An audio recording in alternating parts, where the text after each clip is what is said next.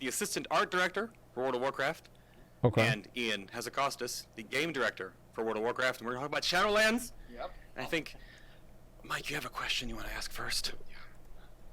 So, sockets on benthic gear. Was that a whoopsie? Yes. Yes. Honestly, yes. Yeah, we thought so too. We were like, the cart. No, yes. And I think it's one of those where once that was out there and people had started earning them, that's a hard thing to roll back. In sockets in general, the power of sockets relative to item level and other things, particularly on secondary or tertiary slots, is kind of out of hand right now. And how did it feel in the office when you saw it happening? We were like, oh no. Is that kind of the approach? They basically wincing, like, yeah, that's like, the intent was always, okay, these slots, there's something you can work towards, not so much the just roulette of, all right, keep rolling those benthic pieces until it ends up socketed. But once it was out there, it was too late to take it back. Yeah. I didn't think that was a big deal. Like, I'm going to say that again. I really didn't think that was a big deal. The sockets on the benthic gear. The only thing that I would say is a problem is maybe that the benthic gear replaced even mythic rating gear. Here's why I didn't think it was a big deal. Is because it was like a 5% chance of it happening. Like, oh wow, you didn't even do it? Wait, what? I have all of the best in slot benthic gear on my character right now. Go look me up on Armory. I did every single one. Yeah, I rolled off all of these. So what are you talking about? Yeah, I do. Yeah, I don't think it's a big issue, guys. I don't. The thing is that it matters, like, what the source is. Like, if it's like a 1 in 20 chance, and you can sit there and roll the dice multiple times a day at it, and the moment that you get the correct dice roll, you're set for the entire tier. I don't think that really is a big deal. I don't think that's a huge problem at all. Do you have any of the bloat rays yet? I don't even know. For sure. Yeah. Carry on. I had a big question for Steve, if I could. Okay. So we just got to play. Yep. But this expansion, more than the others, really was kind of freeform in what you could do in the zone and go back to more fantastical stuff. Was that amazing for you to come and be like, it's not been set in stone in a book somewhere, like how this zone looks. Yeah. And we've seen already how incredible Bastion looks already. Like, what was that like for you guys? Yeah, it was it was new territory for us. We, like you just said, we didn't have anything that existed to reference from. Ian had in his presentation where there was that little icon with the angel on top of like that smoky sphere. That's all we really had. So having to come up with the afterlife from scratch, that was exciting for the art team because it allowed us to explore new lands or new zones for the players, as well as a whole new cast of characters that could not be anything from Azeroth. Yeah. So very otherworldly, which was really challenging because we couldn't think of, oh, well, let's use a troll. This could be a troll character. No, this is, what the heck is this creature? It's an owl. Yeah, there you go. Or an owl. Yeah, a little owl guy. So yeah, it's been really fun coming up with all of it. I can tell. Like, we walked around Bastion, and you're just like, okay, they had fun here. The trees look painted. In the design. Yes. So yeah, that's awesome. We'll bounce back to Steven just a little bit. I'm sure we have a lot of burning questions for Ian. Well, we put us in with both of you, and we're like, Mike, what do we got to have some. So we have a couple of things broken down. So Ian, Covenant questions first. Some of these might be simple to go through and to get some clarifications on things, because the blue post just went out. Okay. But the passive and active abilities from Covenants used everywhere in the game.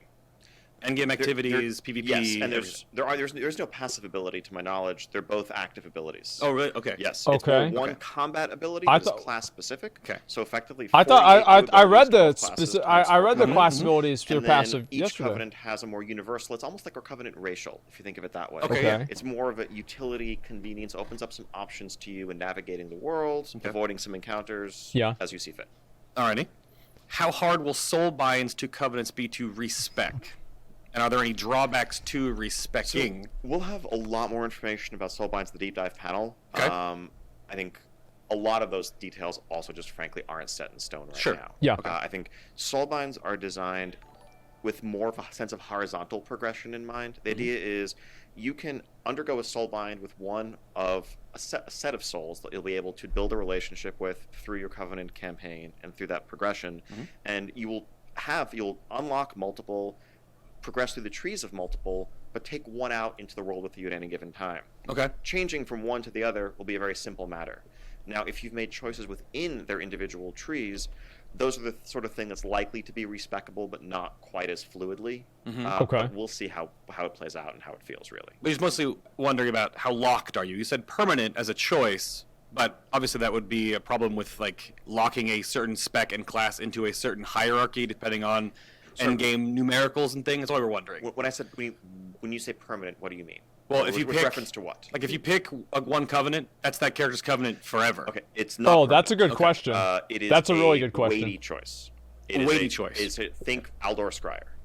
Right. Okay. You regret your choice, you can change it. You don't have to re-roll your character. Right, But okay. it's very actively not, I'm going to be Venthyr for this boss Yeah. and Kyrian for this boss, and then respec to Night Fae for my Mythic Plus tonight. Okay. All right. See, I just worry so much about that. I worry so much about that because it makes me feel like what's going to end up happening is that everybody's going to pick the same one. Like, I don't know. I feel like that's what's going to happen. And I don't know how Blizzard is going to be able to handle that. So they will be. We'll you see. can't just do it. We talk about willy-nilly. that? I think so. But they will be able. You still be able to. You will be able to, at a cost. It's not Sure. something to take lightly. It's more there to solve the I regret my choice. Okay. My friends are having more fun or whatever else. I want to experience what that's like, but definitely not I'm just going to casually go back and forth between these. Okay.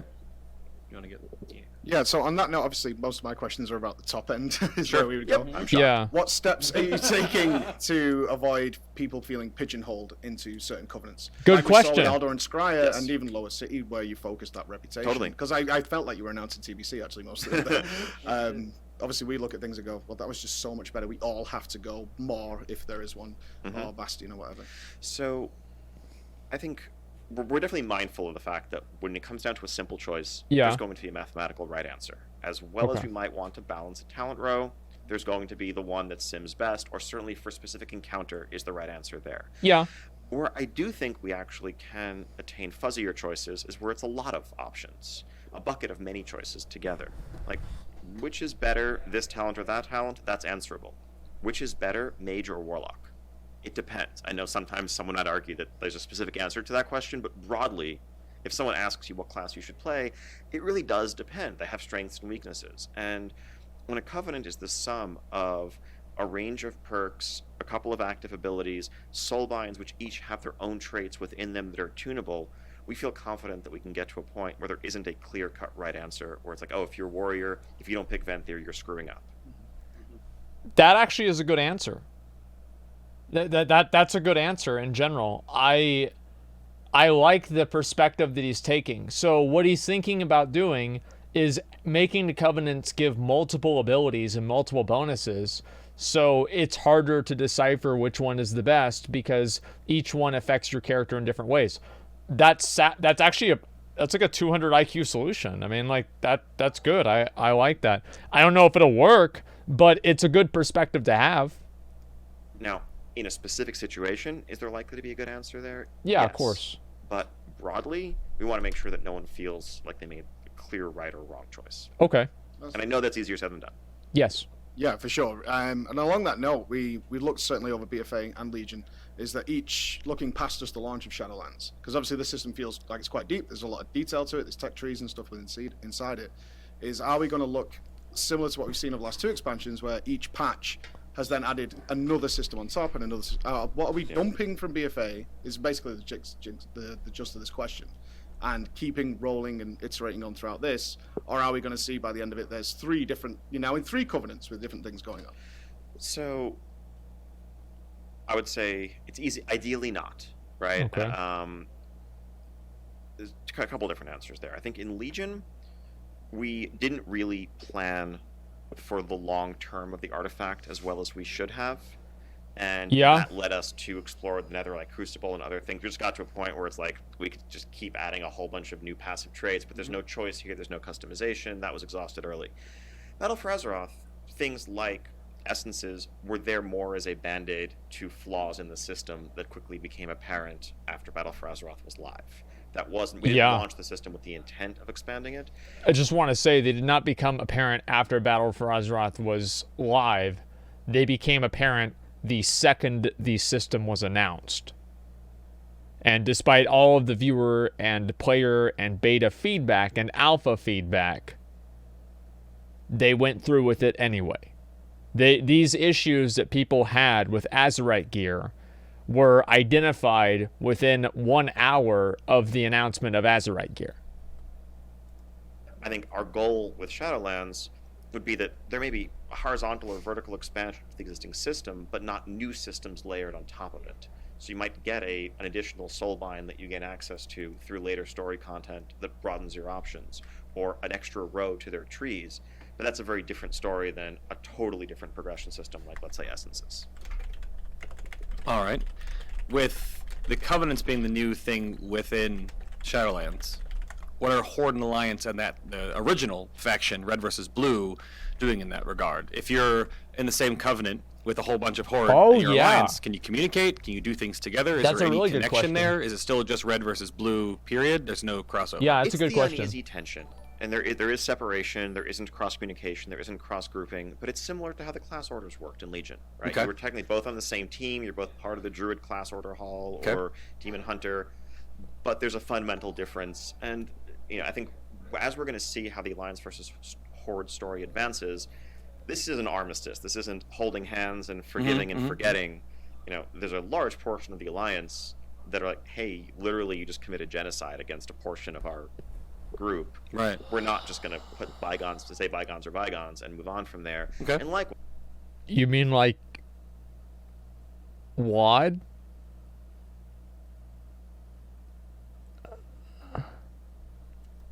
there are a Horde that harbor long-held grudges. But it's moving away from a period of open warfare back to the state of uneasy tension that a lot of Warcraft has seen over the years. When we're fighting the Lich King, fighting Deathwing, we set differences aside where it makes sense. Okay. But at the end of the day, Alliance and Horde is a foundational pillar of the Warcraft franchise. That's right. And the moment they are That's fucking right. united in a long-term sense and there's no barrier there, I think we've lost something that makes Warcraft Warcraft. So War Mode stays. War Mode definitely stays. Good. All right. Expected. And then I guess we have to bring up the new AP, I suppose. Okay. You brought up Here the it Artifact is. Power Grind is gone. We're going away. But what is Anima? And so it starts with an A. So what are the key differences? It's Anima points. How do we get Let me tell you all about Anima Power. Yeah. No, he said it. No. Okay. Yep. So I knew it. Told you guys. We have a lot of questions we're still figuring out here. But philosophically, I think it's moving away from a place of open-ended, infinite progression with diminishing returns that almost dares the hardcore to see how far you can push it. 3 million residuum. Yes, which is For example, all turning into silver. Yes. In the near future. Thank you. You're welcome. Thank you. Thank you. I want to listen to that again. Sorry, I want to make sure that I hear very clearly what he said there. But philosophically, I think it's moving away from a place of open-ended, infinite progression with diminishing returns that almost dares the hardcore to see how far you can push it. 3 million residuum. Thank God. Okay, all right. I misheard that, and I thought that's what they were doing with the with the residuum. Or sorry, that's what they were doing with the Anima stuff. But no, that's the exact opposite of what they're doing. Thank fucking God. Holy shit. Am I gonna have a BIS list in Shadowlands? Like, am I about to have my BIS list? Is this what we've been waiting on for so fucking long? Is this gonna happen? Oh my God. Yes, which is all turning into silver. Yeah. In the near future. Thank you. You're welcome. Thank you. Thank you. Yes, I saw Flex's list of his characters, and my head exploded. But moving away from that towards a place that's more easily attainable caps, and then open-ended flexibility. So imagine in your Covenant Sanctum, you're going to do various activities and likely earn and retrieve anima from the Maw and elsewhere that is essential to fueling your Covenant's activities. The first bit of it every week will effectively keep the lights on in your Covenant Sanctum, and that would further the strength of your Soulbind. Okay. And that's a minimum level of engagement. Think of it as like capping Valor and Mists of Pandaria. That's or even good. maybe I a bit like short that. From that. I like as that. long That's as you're fine doing with me. that every week, you are optimal, as well as catch-up mechanisms that aren't some mathematically driven formula like knowledge, but let's say whether you're an alt, you took some time off, you're coming to the expansion late, you are a few points behind where par is or where the curve is. Yeah. That may be something that just shows up randomly on world quests where you can just earn an entire talent point effectively while you're in this catch-up state until you get caught up to par. Because we don't want this sense of I am behind or but we do want goals to look forward to and choices and player power progression. Okay. So I actually think that's really good. The issue that I have with like AP grinding and like my concern with it is that whenever you have like the grind that you're doing for the AP, you always have in the back of your mind that if I just wait until next week, this is going to be 30% faster. And it adds a certain amount of like futility to what you're doing. It's like you're always like, oh, well, I could have done this a lot faster next week. And you always feel, I don't know about you, but I always feel like I'm wasting my time. Why would I farm AP right now whenever artifact knowledge isn't capped? And you're kind of like delaying something until later on, and there's never like an efficient time to farm. And so anytime that you are farming, you're always farming with the mindset of this would be easier later on, but I'm doing it now for no fucking reason. I don't like that at all. And so hopefully they don't have that same issue with with these two. The idea is something along the lines of an easily attainable minimum threshold that's required for power optimality. And then any extra that you get can turn into utility, cosmetics, things that aren't making you hit harder or making your purple parses into orange parses in the raid. That's the bottom line. There's a whole different psychology there. Yeah, okay. So is it still from essentially everything? There won't be... I read a stupid message in chat. I'm going to read this here. Why do an expansion now when it's going to be trivial next expansion?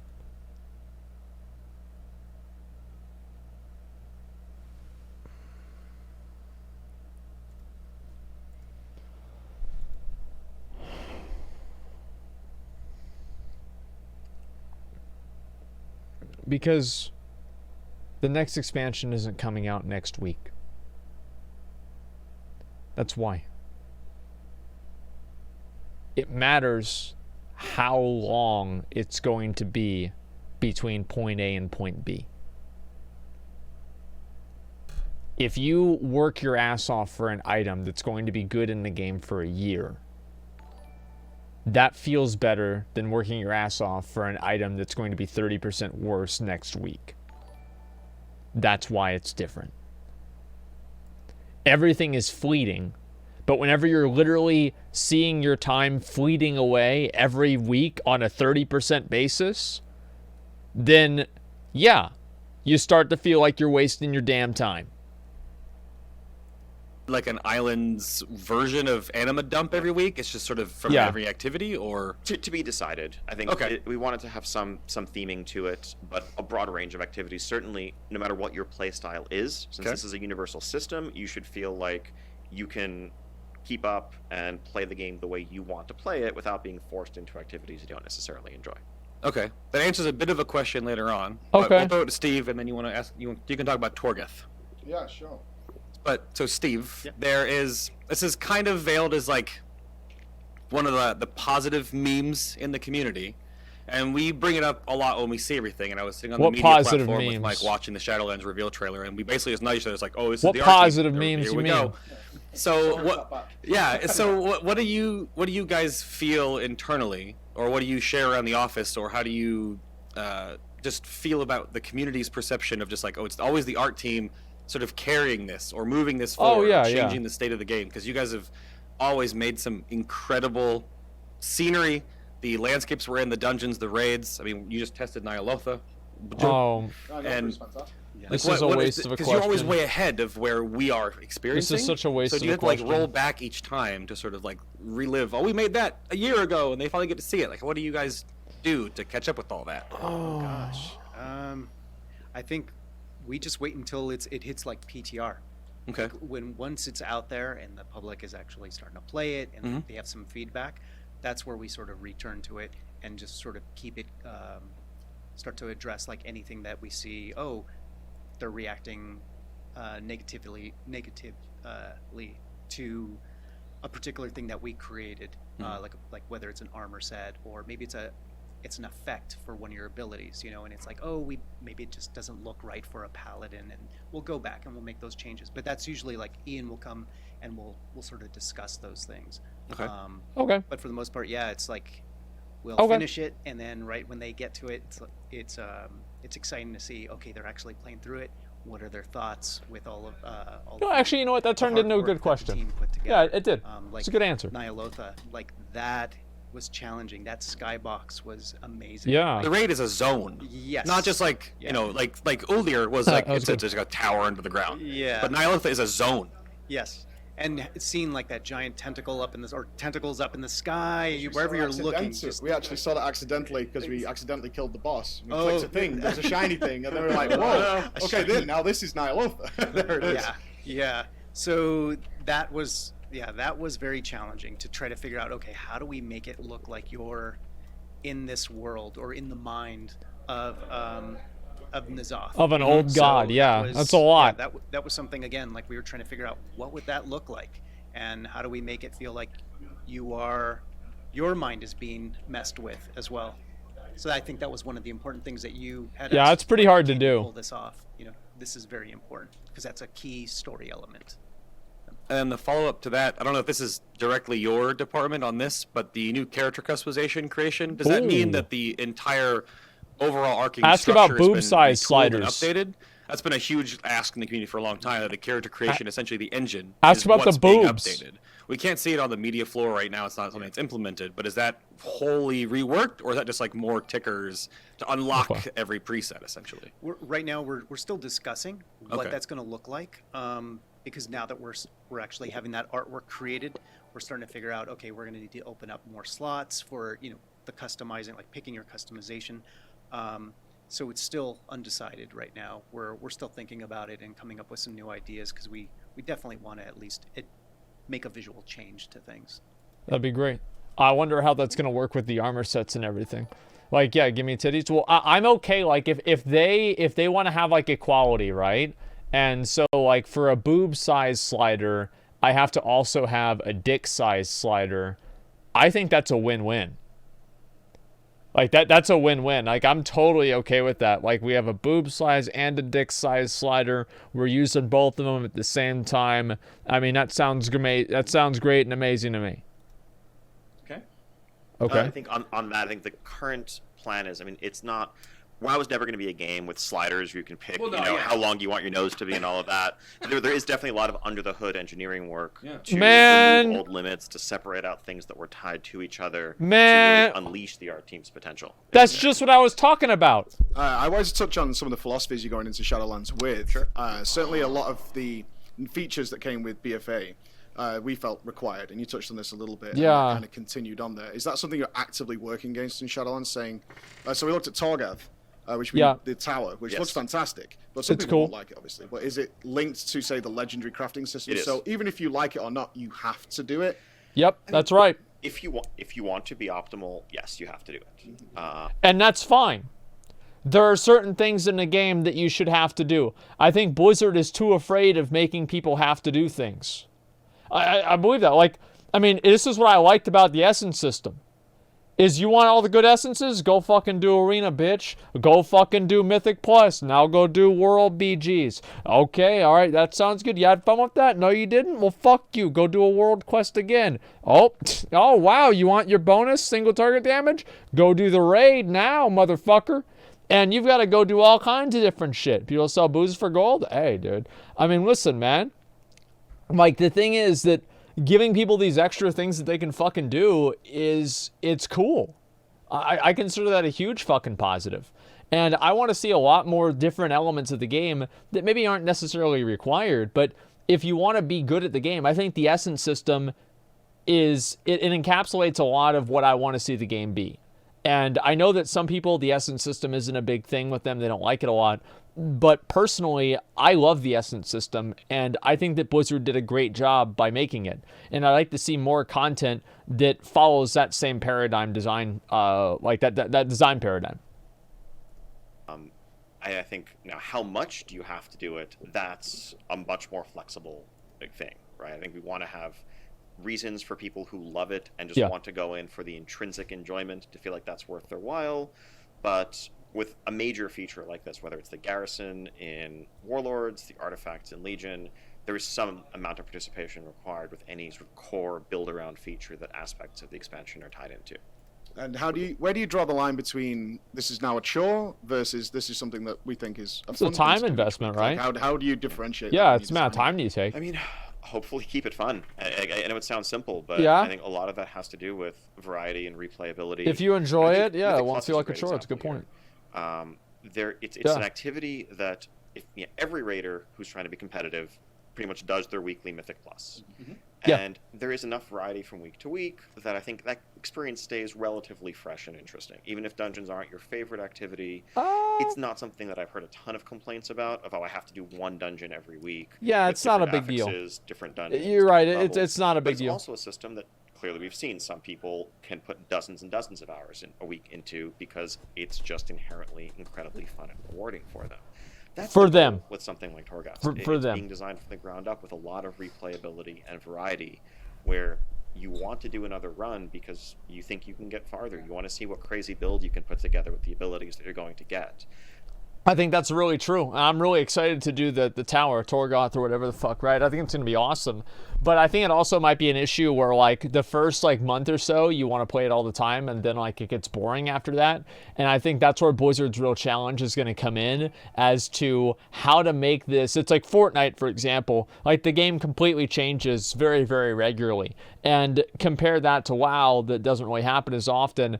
I think people are going to get tired of it more quickly. Like, imagine if they had, like, a new Mythic Plus affix, like, every 3 weeks or something like that. That completely changes the way that you do Mythic Plus dungeons. Like, for people, they would probably go in more regularly and do them because they would want to test it out and see what it's like.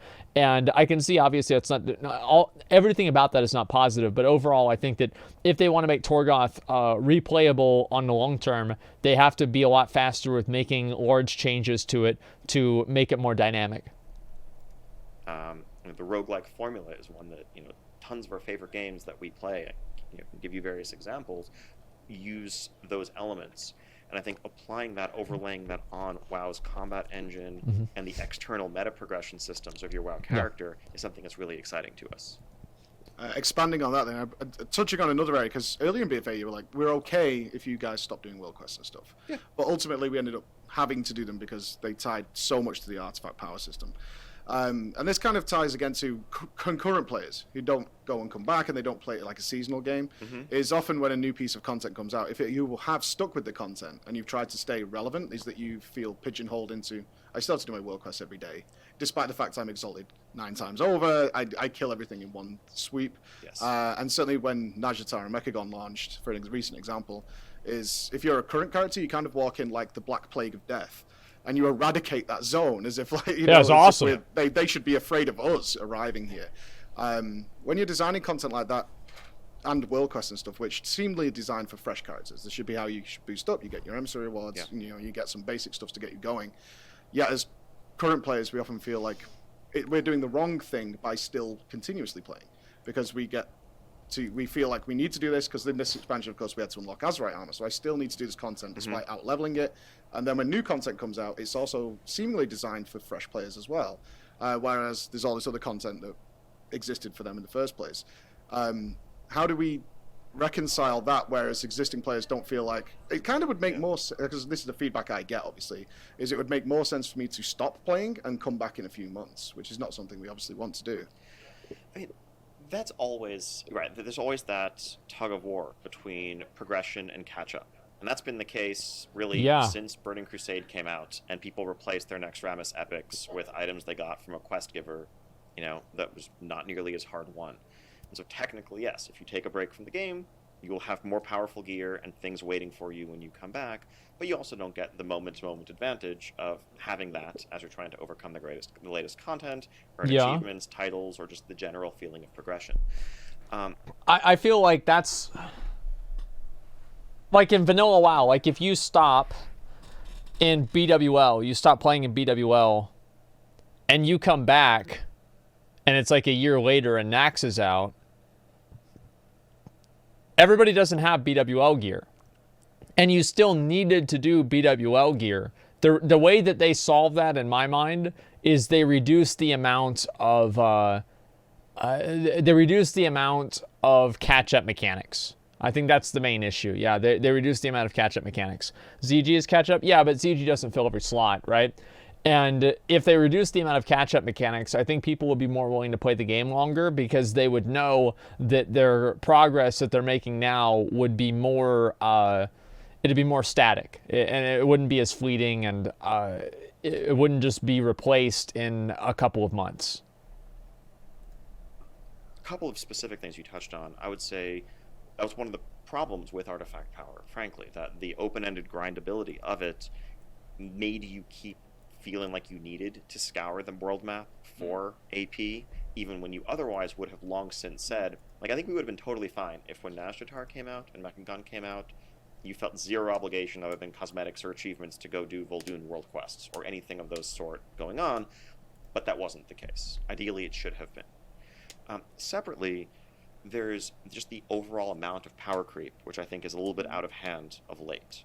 Yeah. And part of that is something, as a result of something you touched on earlier, which is layering systems on top of each other. Yeah. Where you have the multiplicative cumulative effect of, okay, yes, you got your item level that we've always had, but you also got essences, more powerful Azerite pieces. Also, you got these essences, multiple essences that are, and so by the end of the day, you're not just the 30-40% stronger that you were coming out of a raid tier. You're 70 or 80% stronger, which is a lot more. A lot of things in the game break down.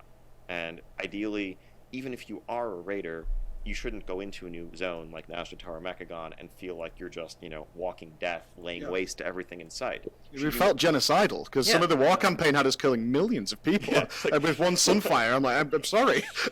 Right. Should you be It's World of Warcraft, bro. Has taken a break or just hit max level? That's the way it is. Of course. Should the difference be what it is today? No. And that's something that we're bearing in mind as we design some of the Shadowlands systems. I think the idea of Soulbinds being more horizontal progression as opposed to, hey, this endgame system means that we almost owe you an extra incremental 2-3% power a week that's going to compound forever. That's not sustainable in a way that's healthy for the game. No. That's one of the things we've learned. It hasn't in the been. last couple of expansions.